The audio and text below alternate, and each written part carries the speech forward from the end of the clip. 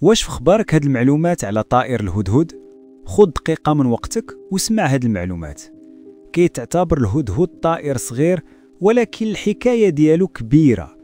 ملي كتشوفو لأول مرة كيبان بحال شي ملك صامت، بالتاج ديالو اللي فوق راسو وبالخطوات ديالو الرزينة فوق الأرض.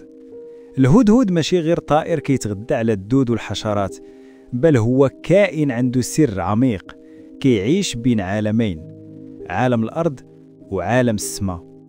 الناس القدام كانوا كيشوفوا فيه رمز ديال الحكمة وكيعتبروه رسول الطبيعة، وكانوا كيقولوا عليه باللي كيعرف أماكن الماء المدفون تحت الأرض بصوته وإشارته. وهنا كيدخل سر الغصن. السر اللي تحكى من جيل لجيل هو أن الهدهد كان عنده غصن سحري صغير. هذا الغصن كيعطيه القدرة يشوف اللي ما كيبانش للبشر، كيعرف فين كاين الماء في الأرض وفين كاين الدود مخبي. كيقولوا أنه إلا هز داك الغصن فوق التراب الأرض كتبوح بالسر ديالها، فين كاين الخير وفين كاين النبع. وهذا الشيء اللي خلى الهدهد محبوب عند الملوك والحكماء، حتى في قصص الأنبياء تذكر، لأنه كان كيوصل الأخبار وكينقل المعنى. ولكن السر الأكبر للهدهد ماشي غير في الغصن. السر الحقيقي كاين في كيفاش كيعيش.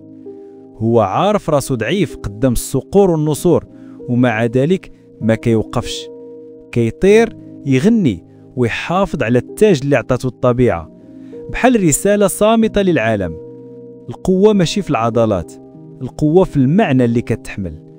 والهدهد كيعيش حياة بسيطة، في النهار كيقلب على رزقه وفي الليل كيرتاح، ولكن ديما حاضر باش يعلمنا أن كل كائن مهما كان صغير عنده سر، عنده رسالة وعنده قيمة. وسر الغصن ماشي غير حكاية، هو تذكار أن الطبيعة عامرة بالأسرار. والهدهد ماشي مجرد طائر، هو حكيم صغير كيمشي وسطنا وكيتسنى منا نفهموا الإشارة. إلى عجبك المحتوى ما تنساش أنك تشترك في القناة وتكون واحد من عائلة فكرة وإبداع. شكرا لك.